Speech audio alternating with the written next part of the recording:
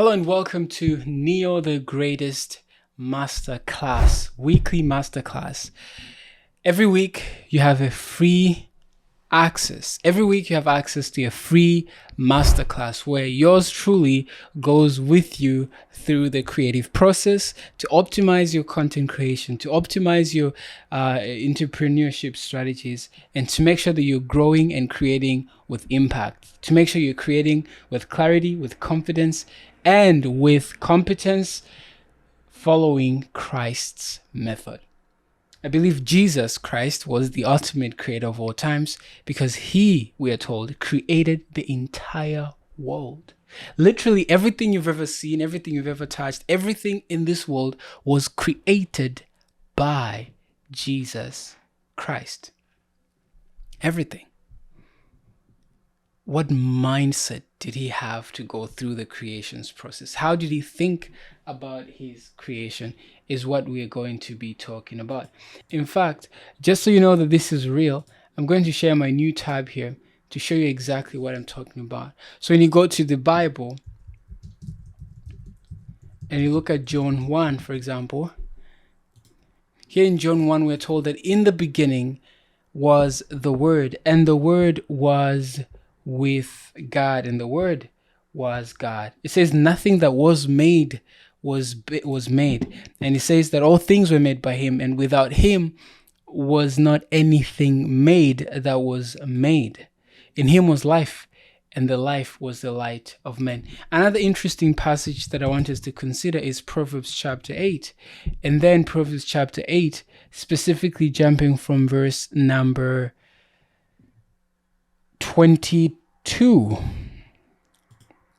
It says that this is speaking of Jesus. So it says, the Lord possessed me in the beginning of his way because of his works of old. It goes on to say, I was set up from everlasting, from beginning, or ever the earth was, when there was no depths. Now, you understand when he says depths, it's deeper than just depths. By depths, we understand dimensions and context and space and all these things, which we'll talk about in a moment. But isn't that interesting? I was brought forth when there were no fountains abounding with water.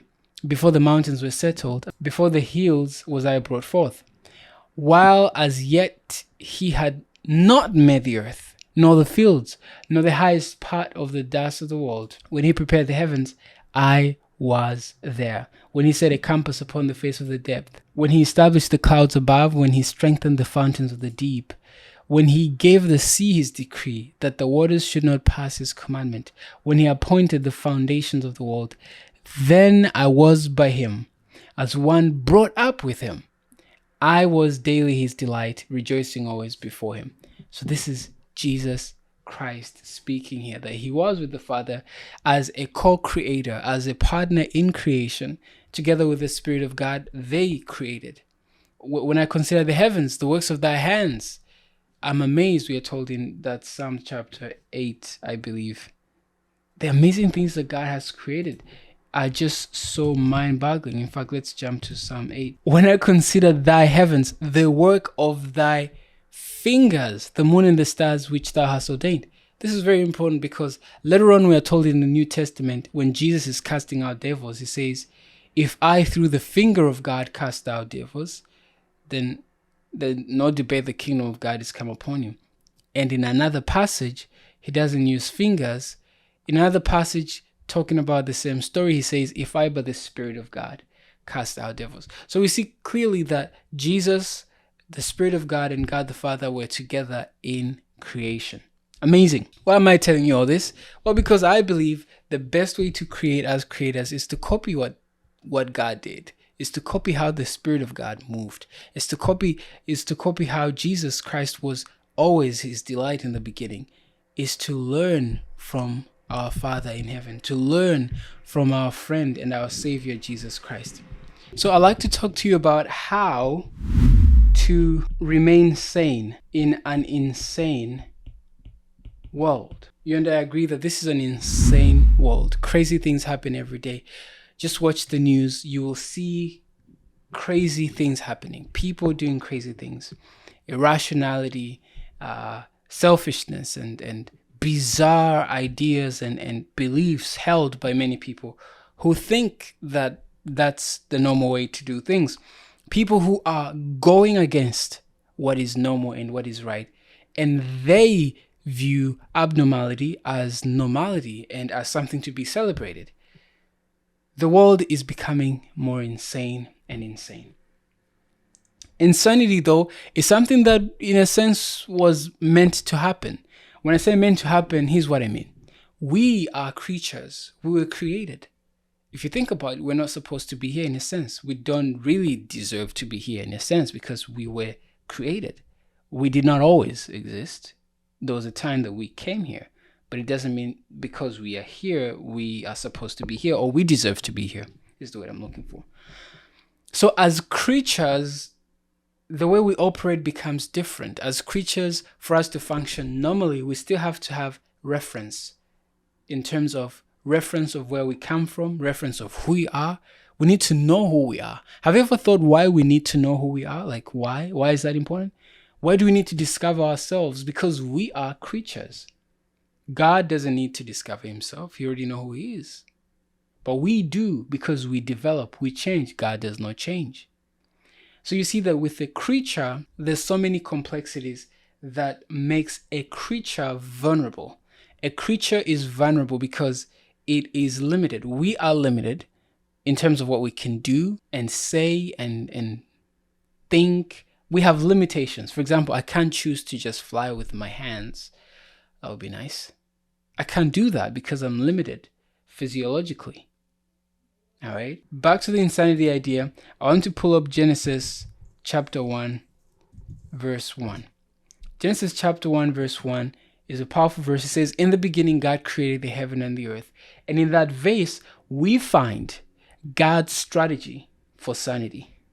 God's method to maintain sanity. Now, this is sanity at all levels. If you want to maintain sanity in your business, sanity in your personal life, sanity in your relationship, sanity anywhere, you need structure.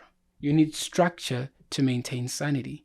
Insanity is what happens when you and structures, you and reality are not matching.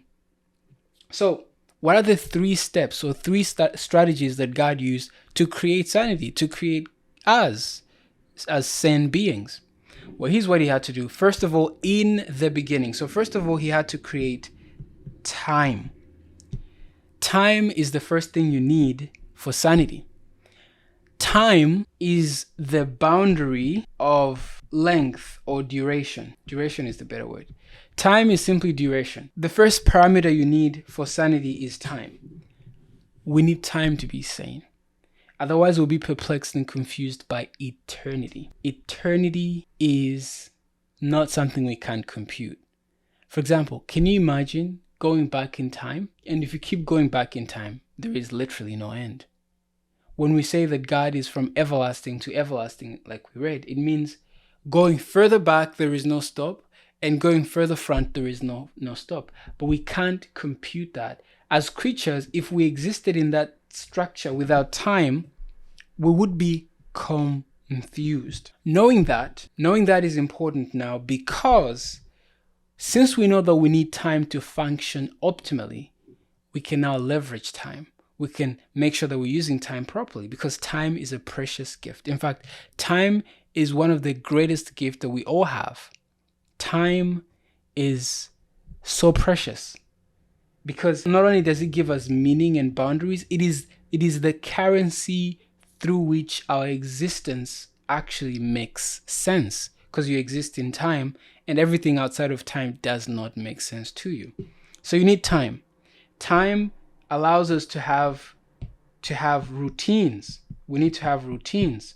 Routines where okay, I'm going to record this video and then after that I'm going to edit the video and after that I'm going to review and publish the video. That sounds like a routine. You need repertoire. Repertoire, this is something you repeat every day. You wake up in the morning, you pray and you talk to God, you have devotion. You then go to work and then you come back and then you interact with your family and friends and you contribute to society, you help out at home. Repertoire. Time allows us to rest.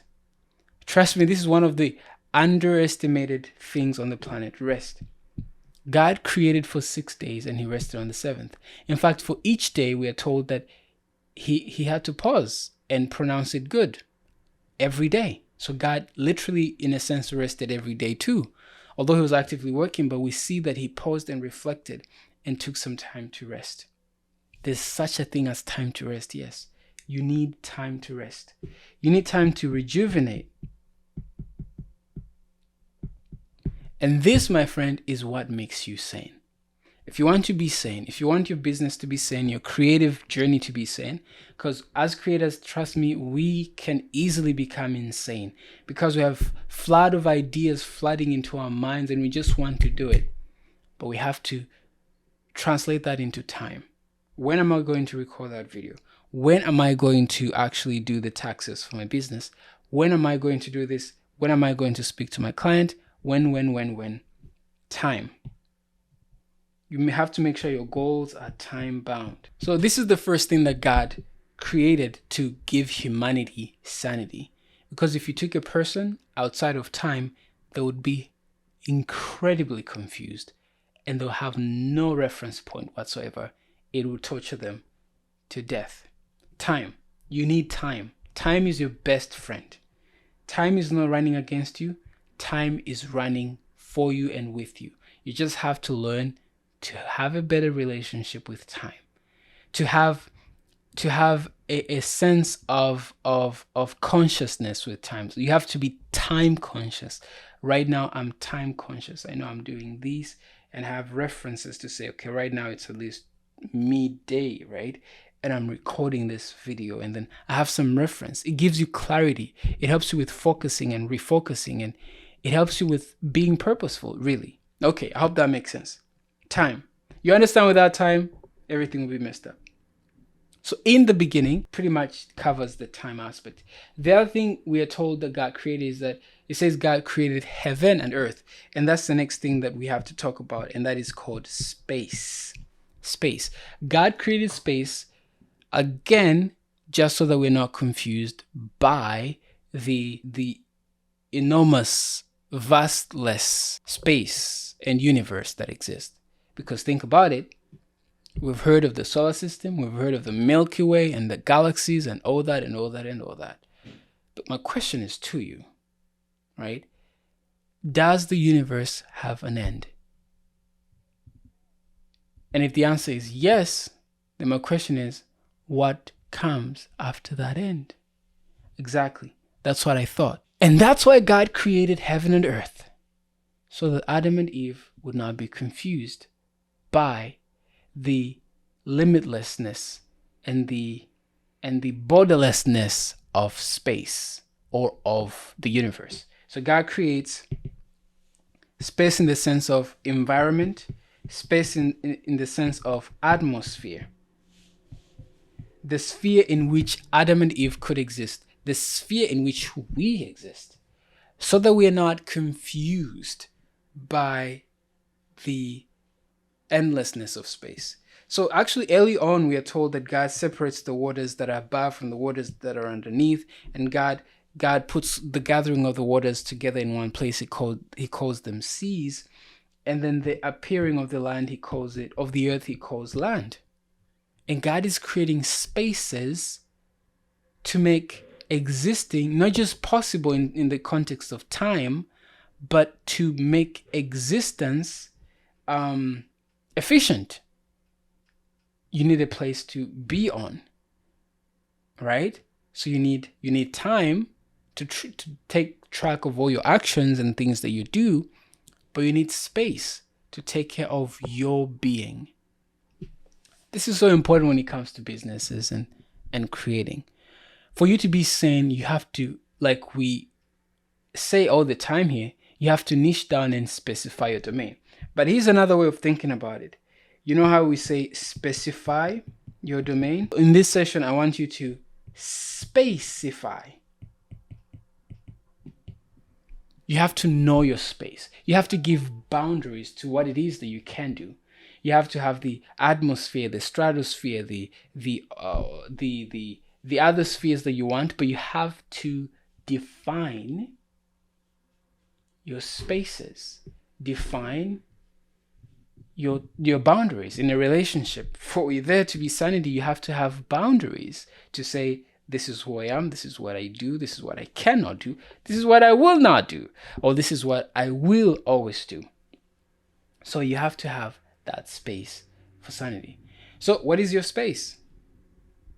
As a creator, what is your space? Where do you want to be? Now, this is high-level thinking. If you want a more detailed and down-to-earth assessment, to sanity assessment, so to speak, with me, just click on the link and we'll be able to go through that for free. If you're part of the Near the Greatest Premium Creators, it's all available for you for free. And that will really help you to make sure that as you create stuff, as you create businesses, that you don't lose sanity in the process, because you want to make sure that you're doing things according to how God did it. Now, the last one is matter.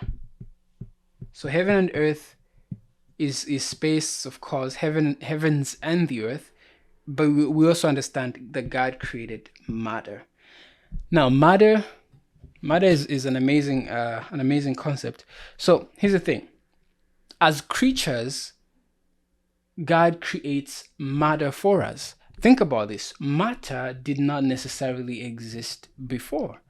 Matter is a new level of creation. It's a new level of design. It's a whole new game. It's things we can touch in our dimension, right? That did not necessarily exist elsewhere. And matter is important because it also helps us to remain sane in the sense of now our bodies have boundaries. Now the things we see have boundaries, right? So the first sanity level was time boundary.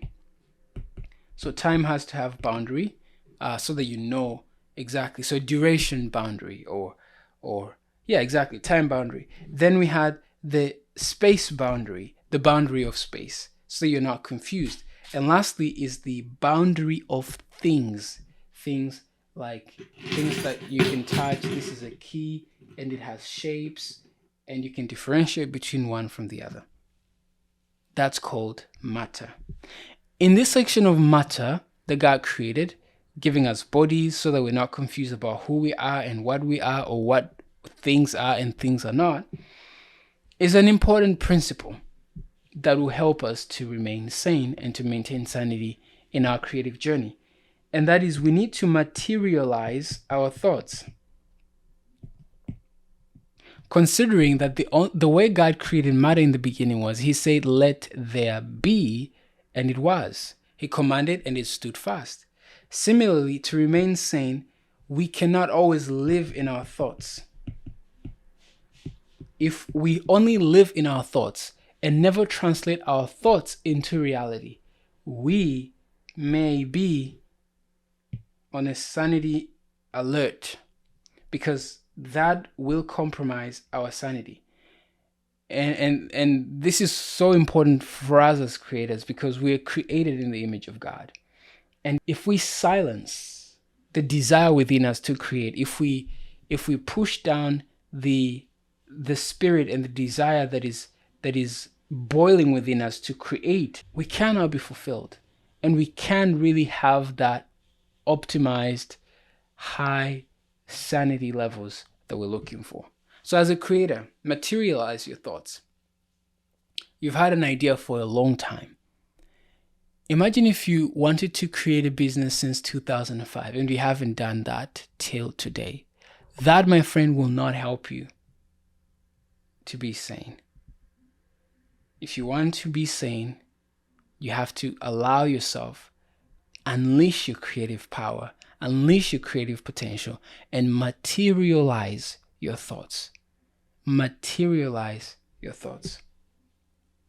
For now, I'll end this here. For those of you who are part of the Near the Greatest Premium Creators, I have a template for you that you can go through, and with me, by the way, and we can have a sanity assessment, create a sanity assessment anyways, to see how you're doing as a creator, just to check in and see how I can help you to create better and also create with sanity. Thank you so much for watching this video. I hope to see you in another video when we'll be going over another amazing masterclass.